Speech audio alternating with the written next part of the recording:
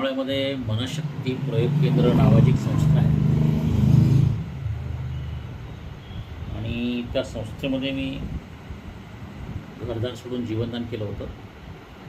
स्वामीजींनी मला एक मिशन दिलं, मी ते केलं.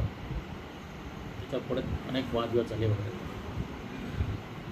तो 1995 मी आश्रम सोडला. 2005पर्यंत मी आश्रमाची सगळी बदनामी झेलली.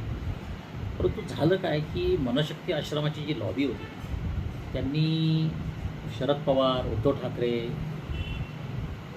काँग्रेसचे नेते आर पाटील, विलासराव, सोनिया गांधी सगळ्या लोकांचा मिसयूज केला. त्यांच्या मनात विष पेरलं आणि मला बरबाद करून टाकलं. ठीक आहे, हे केलं लावलं, मला गुन्हेगारही केलं, मराठीतून हाकून दिलं. आता काय झालं आहे माहिती आहे की ह्या सगळ्या लोकांना हे कळलं. तर शरद पवारांनी म्हटलं की मनशक्ती पडतोच संस्था आहे, त्यांचा फार राग आहे त्याची. आणि या सगळ्या नेत्यांना, महाराष्ट्र शासनाला, लोकांना, साधकांना हे कळलेलं आहे की गजानन खेळकर जे ज्यांनी स्वामीजींचा विश्वासघात केला, साधकांचा केला, समाजाचा केला, आमच्यासारख्या लोकांचे आयुष्य बरबाद केले, तर माझ्या मिसेसचा मनशक्तीचे काही संबंध नाही. शरद पवार साहेबांनी मान्य केलं आहे, आर पाटलांनी मान्य केलं, विलासरावांनी मान्य केलं, सगळ्यांनी मान्य केलं. पण तिचं संपूर्ण करिअर, घर सगळं बरबाद केलं मनशक्तीने. याचे साक्षीदार पुरावे सगळे आहेत. आता काय झालं माहिती का, आता हे सगळं जे काही आहे मी मनशक्तीचं भविष्य सांगतो. आता ह्या संस्थेचं स्फोटक भविष्य आणि हे स्वामीजींनी सांगितलं होतं.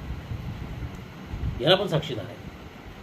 स्वामीजी असं म्हणाले होते आणि ह्या संस्थेशी मला काही घेणं नाही, मला तिथे जायचं पण नाही. मला तर ऑफर होती ट्रस्टीपदाची.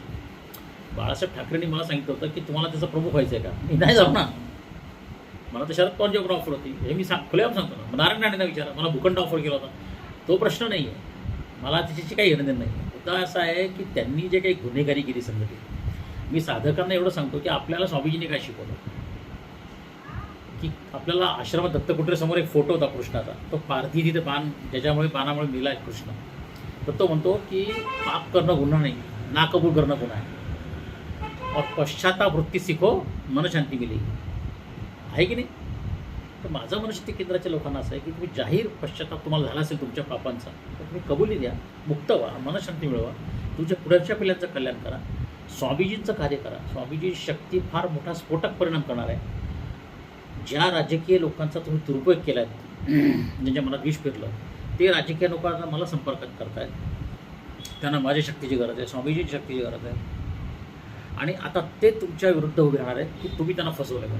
कारण तुम्ही ठाकरे, पवार सगळ्यांना फसवलं आहे, केवळ मला बरबाद करायचं म्हणून. मी तुम्हाला बोललो होतो की तुम्ही राजकीय लोकांचा दुरुपयोग करू नका, हे बुमरँग होईल, हे दुधारी तवा आहे, हे विषारी आहे, तात्कालिक फायदा होईल, नंतर हे बुमरँग होईल. मनशक्ती केंद्राचं भविष्य आता फार धोकादायक स्फोटक आहे.